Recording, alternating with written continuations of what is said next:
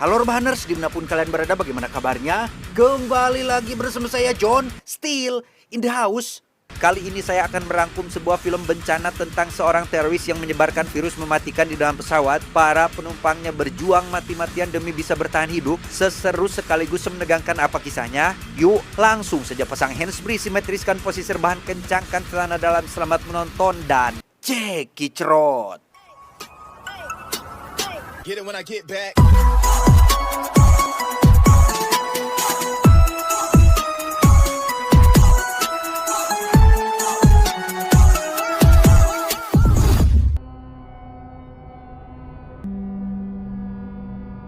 Cerita diawali dengan memperlihatkan seorang pria bernama Ryu Jin Seok, kita panggil saja Ryu. Saat ini ia sedang memesan tiket pesawat dan mengaku ingin membeli yang paling banyak penumpangnya. Yang karena hal itu dinilai melanggar kode etik, sang petugas pun tidak bisa memberitahukannya. 걸레 같은 게 이씨.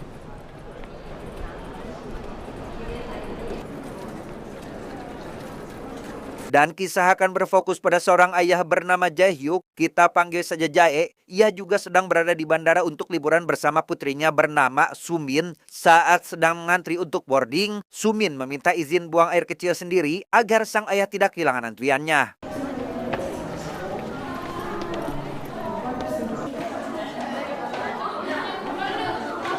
Karena toilet umum penuh, Sumin pun memasuki toilet khusus disabilitas yang di sana ia tak sengaja memergoki Ryu sedang memasukkan benda aneh ke dalam ketiaknya. Entah apa maksud dan tujuannya, namun Ryu kembali menjahit kulitnya meski ia sedang kesakitan.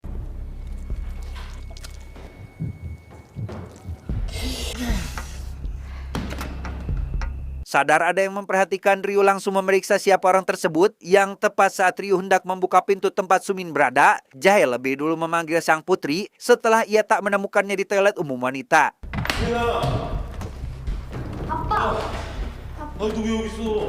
Keluar dari toilet, Jae dan Sumin dihampiri oleh Ryu yang dianggap kurang sopan karena terlalu menggorek privasi hingga keduanya berselisih. Melihat Sumin membisikkan sesuatu kepada Jae, Ryu yang kesal langsung menegur Jae dan memesan tiket ke tujuan yang sama dengannya.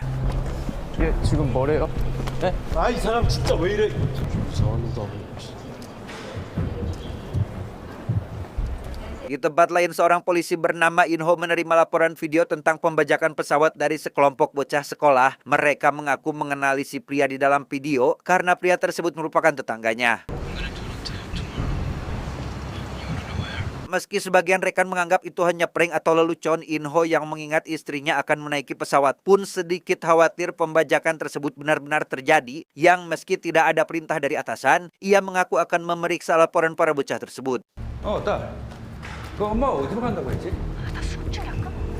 야, 야. Saat Inho menemui para bocah yang tadi melapor, mereka meyakinkan kembali jika pria di dalam video itu adalah tetangganya. Setelah para bocah memberitahu nomor unit rumah si pria, Inho dan rekannya nekat memasuki unit tersebut untuk diselidiki. 이 재개발이 안 돼야 그렇지.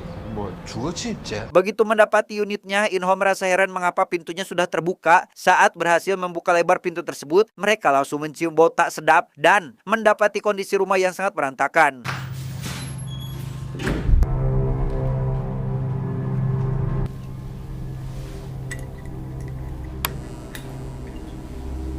Saat sedang menyisir unit itu, Inho menerima panggilan dari anak gadisnya yang mengabarkan jika sang ibu pergi berlibur ke Hawaii. Selesai dengan panggilan tersebut, ia pun melanjutkan kembali penelusurannya, tapi tiba-tiba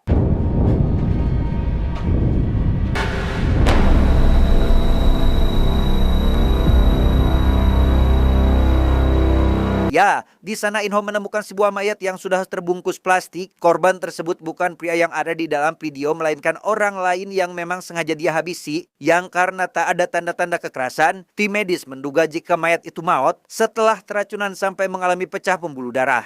무슨 독극물 같기도 하고요. 좀 보셔야 될 것 같은데?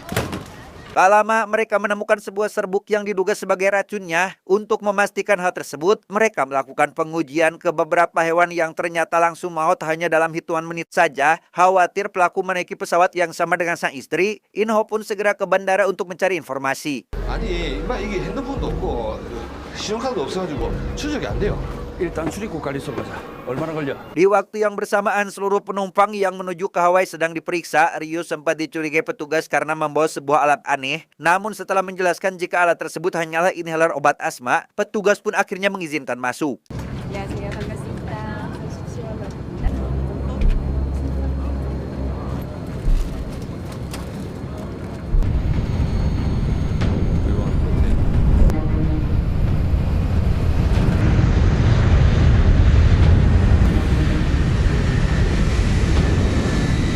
Ryu kembali menunjukkan sikap mencurigakan saat ia mengambil sesuatu dari ketiaknya di dalam toilet pesawat. Ia menyemprotkan sesuatu ke seisi ruangan menggunakan alat tersebut. Keluar dari sana, Ryu berpapasan dengan Sumin yang juga akan ke toilet. Namun Sumin keburu diserobot oleh penumpang lain. 아, 미안해. 아저씨가 너무 급해서 미안해.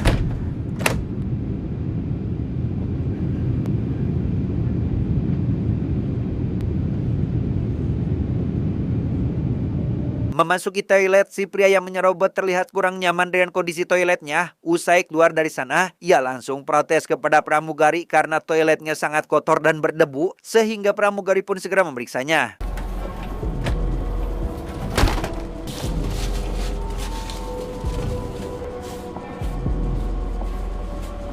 Di kursinya Jai dikejutkan dengan penumpang di sebelah yang menunjukkan sebuah video ancaman pembajakan yang sama dengan temuan Inho di internet. Setelah pencahayaan ponsel ditingkatkan, Jai langsung mengenali si pria yang rupanya adalah Ryu yang sempat ribut dengannya di bandara.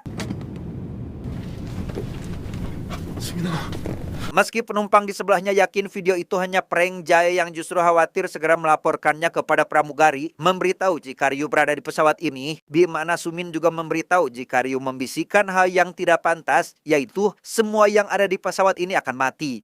여기 있는 사람들 다 죽는다고.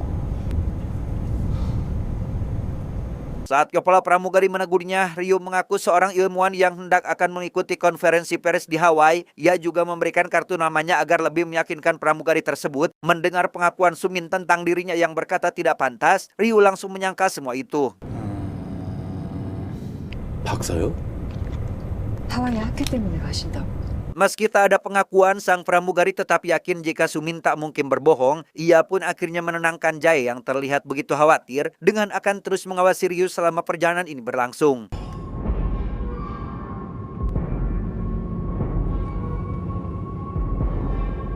Beberapa jam penerbangan, para pramugari menyiapkan makanan untuk kapten dan kopilot. Stik hanya dibuat satu untuk sang kopilot karena sang kapten diketahui tidak makan daging. Tanpa disadari oleh siapapun, stik tersebut ternyata terpapar serbuk aneh lewat udara yang saat dihidangkan oleh pramugari, kapten mendadak ingin stik juga sehingga ia menukar jatah makanannya dengan kopilot. 그러면 다시 갖다 드릴게요. 아니야 그러지 말고 이거 드세요. 제가 그거 뭐라고 이거 드세요. 제가 그거 아, 제가 바꿔드려도 돼요? 아니 괜찮아요. 뭐라고 Sementara itu, Inho yang baru tiba di bandara pun segera memberitahukan ancaman pembajakan pesawat serta penemuan mayat di rumah si pembajak alias Ryu. Melihat nama sang istri ada dalam daftar penumpang penerbangan bersama si pembajak, Inho langsung berkoordinasi dengan pihak maskapai agar segera ditindaklanjuti. 아니 여기가 항공사인데 회항 안 됩니까? 회항 안 되냐고. 일단 보안요원 같은 거 해서 Kepanikan mulai muncul saat pria yang menyerobot Sumin tiba-tiba muntah darah hingga tak sadarkan diri. Untungnya di dalam pesawat ada salah satu penumpang yang merupakan seorang dokter senior yang langsung memeriksa keadaannya. 사망하셨습니다.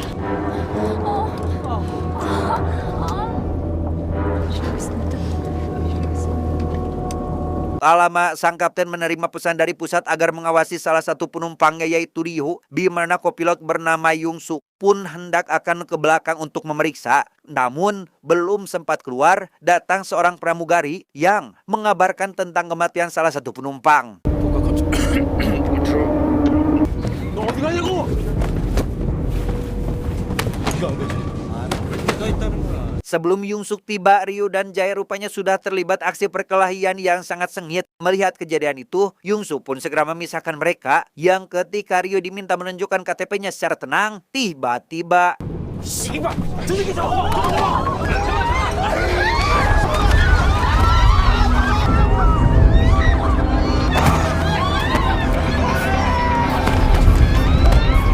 meski Meski akhirnya Ryu diamankan, ia berhasil membuka serbuk aneh yang tersebar kemana-mana. Setelah mengabari kantor pusat jika Ryu sudah diamankan, Inho yang mengingat istrinya tetap saja cemas setelah mendengar kabar ada penumpang yang sudah tewas. 40대 남성이고 각혈을 하며 죽었다는데 온몸에 수포도 있고.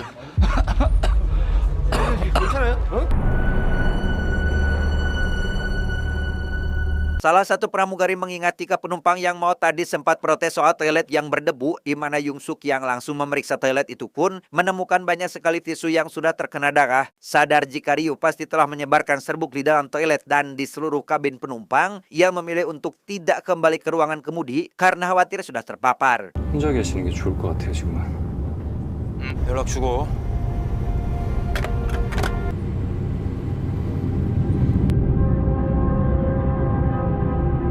Di kantor, beberapa pejabat pemerintah mulai menggelar rapat darurat dihadiri oleh pihak kepresidenan dan para menteri. Setelah mengumpulkan data gejala para korban, mereka menyadari jika semua ini mirip dengan mayat yang ditemukannya di rumah Ryu. 비교하기가 좀 어렵습니다. 목적 자체가 인명을 살상하기 위한 것이니까요. Dalam penyelidikan tersebut, mereka juga menemukan fakta tentang Ryu yang ternyata 4 tahun lalu pernah bekerja sebagai kepala bidang mikrobiologi di sebuah perusahaan farmasi global bernama Bricom. Namun saat diminta keterangan, pihak Bricom justru bersikap tidak kooperatif dengan dalih Ryu sudah bukan lagi karyawan mereka dan insiden ini tidak ada kaitannya. 네, 하지만 이번 사건과 직접적인 관련이 있다는 증거도 없고 법조가 아닌 이상 강제로 소환하거나 수사하다가 나중에 문제라도 생기면 우리 공무원이잖아요. 다른 채널로 대응해 보겠습니다. Di tengah pembahasan, Inho menyarankan agar mereka bernegosiasi dengan Ryu untuk mengetahui apa sebenarnya tujuan dan keinginannya sampai nekat melakukan hal seperti ini. Karena bila terus dibiarkan, maka seluruh penumpang dipastikan akan tewas. 들리십니까? 네. Alhasil Ryu pun kini terhubung dengan para pejabat yang sedang mengadakan rapat. Pihak pejabat berjanji akan mengabulkan permintaan apapun darinya. Namun Ryu justru menginginkan semua orang yang ada di dalam pesawat itu mati, termasuk dirinya sendiri. You fucking uncivilized trash! You fucking trash! You fucking idiot! Karena kesal, Yung Suk pun langsung menghajarnya hingga terjadi sedikit pertarungan. Namun di tengah aksi tersebut, Ryu tiba-tiba memuntahkan darah, persis seperti gejala yang dialami para korban yang terpapar oleh virus ini.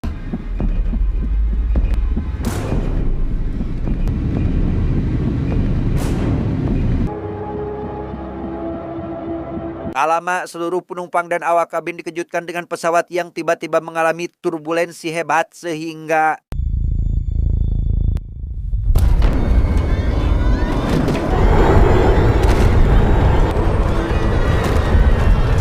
ya, kejadian itu rupanya karena sang kapten telah terpapar virus dari stik yang ada di dalam makanannya. Ia pun akhirnya maut hingga tak dapat mengendalikan pesawat lagi. Di mana Jae yang rupanya dulu seorang kapten pilot pun langsung bergegas ke ruang kendali sampai akhirnya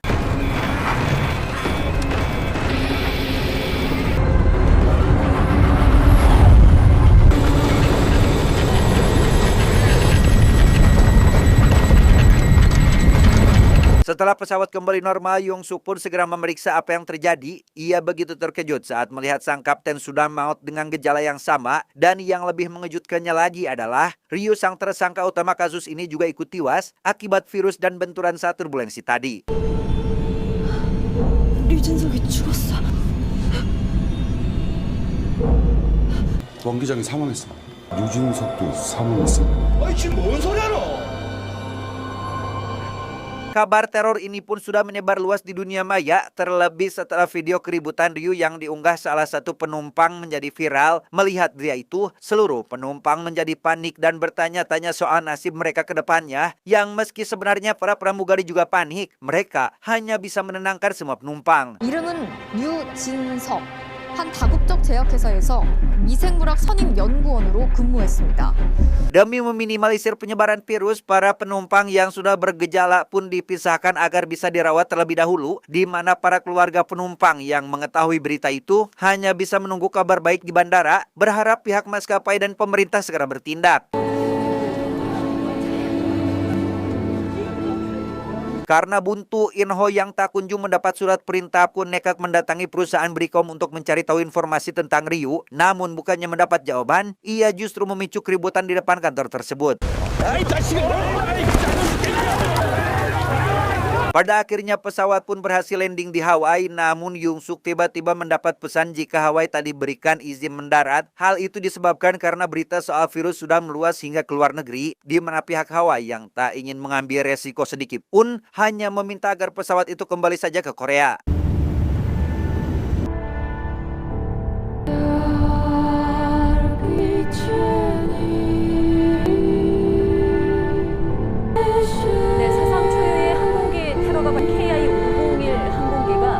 Sementara pesawat kembali ke Korea, Inho yang masih berada di sekitaran Bricom mendapat panggilan dari seorang yang bekerja di sana. Dalam panggilan itu si penelpon mengaku mencurigai rekan kerjanya terlibat sesuatu dengan Ryu, bukan tanpa alasan. Hal itu karena ia langsung pulang begitu melihat ada berita virus ini di TV.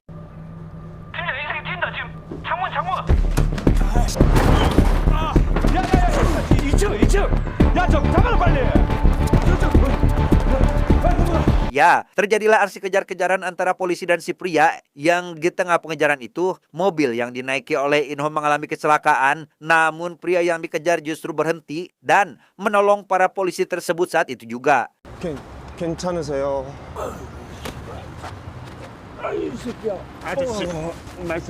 Saat kondisi mulai kondusif, si pria bernama Sang Hun mulai menjelaskan asal-usul virus itu yang ternyata merupakan hasil mutasi dari negara timur. Saat itu ada 3 ilmuwan Bricom terpapar dan Ryu menjadi orang yang bertanggung jawab atas kejadian tersebut. Salah satu ilmuwan yang berhasil selamat melaporkan jika Ryu sengaja menularkannya sampai perusahaan pun memecat Ryu secara sepihak. Mendengar masih ada ilmuwan yang masih selamat, Inho meminta diantarkan untuk menemuinya. 억울함 해명하고 복직하고 싶다고 해서 내가 씨발 속아가지고 생존자 있지.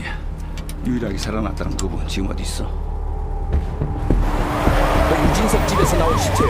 Di pesawat, Yung Suk ternyata sudah terinfeksi hingga ia mengabari kantor jika kondisinya semakin melemah. Mengingat dia merupakan seorang mantan pilot, pihak kantor pun meminta jasa Jalah yang membantunya selama penerbangan berlangsung. 승객분들 중에 파일럿이 있습니다.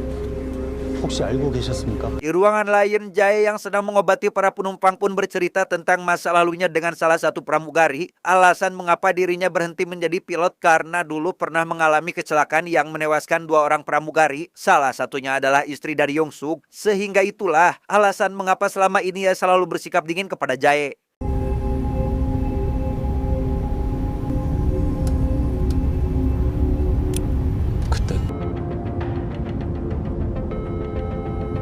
Setelah dirasa tak kuat lagi, Yung Suk pun meminta secara langsung kepada Jae agar ia membantunya menerbangkan pesawat. Pada momen ini keduanya saling memaafkan satu sama lain atas luka masa lalu mereka. 공기적으로는 아토피 좋다고 그래가지고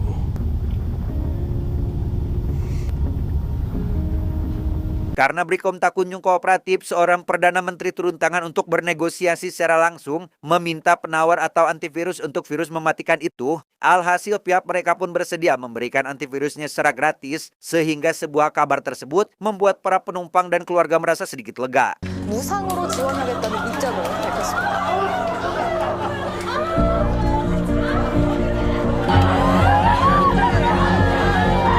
Dengan kondisi Yung Suk yang sudah sangat parah, mereka pun berniat akan mendarat di Bandara Narita di Jepang. Namun saat memasuki wilayah udara Jepang, beberapa jet tempur justru menyerang pesawat, bahkan beberapa kali memberikan tembakan peringatan.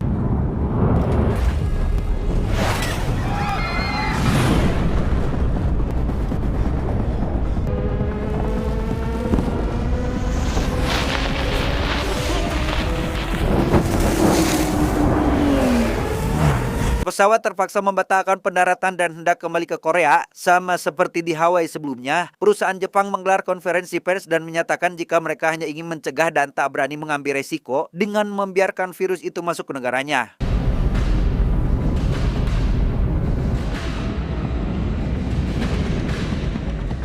Masalah baru muncul saat warga Korea berdemo menolak pesawat itu mendarat karena takut vaksinnya tak berfungsi dan malah menularkan virus. Beberapa kalangan pejabat pemerintah bahkan menjadi pro dan kontra, di mana sebagian memilih untuk membiarkan pesawat itu kehabisan bahan bakar dan menembak jatuh pesawat tersebut.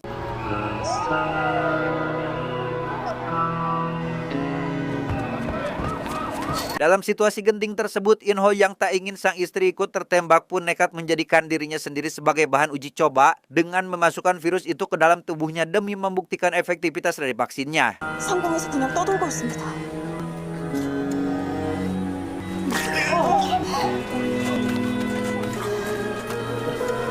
Sementara di pesawat, para penumpang melihat ada banyak sekali demonstran yang menolak kedatangan mereka, sehingga mereka pun akhirnya mulai pasrah untuk tidak mendarat. Bahkan Jaya sudah memutuskan komunikasi dengan kantor pusat, di mana para keluarga korban juga melakukan panggilan video untuk mengucapkan selamat tinggal.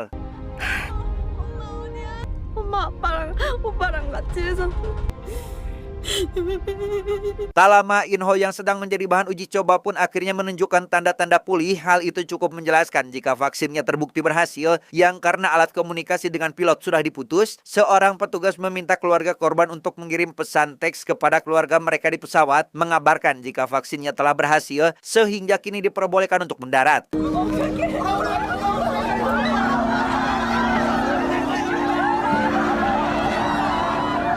Dengan kondisi pesawat sudah sangat panas dan bahan bakar kian menipis, Jaya memutuskan untuk mendarat di landasan Seongmu. Sempat berputar berkali-kali akibat cuaca yang sangat buruk, namun akhirnya ia berhasil mendarat dengan selamat.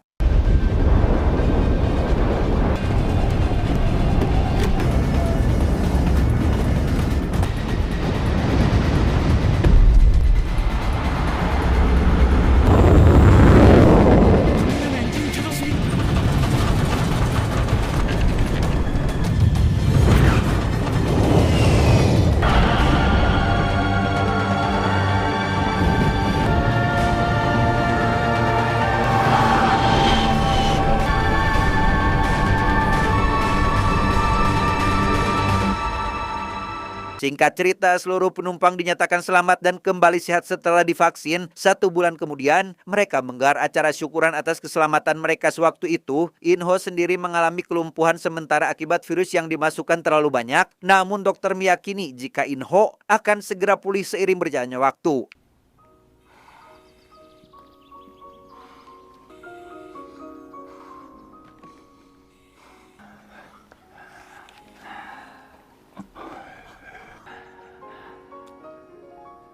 Tamat, ending yang sangat membagongkan.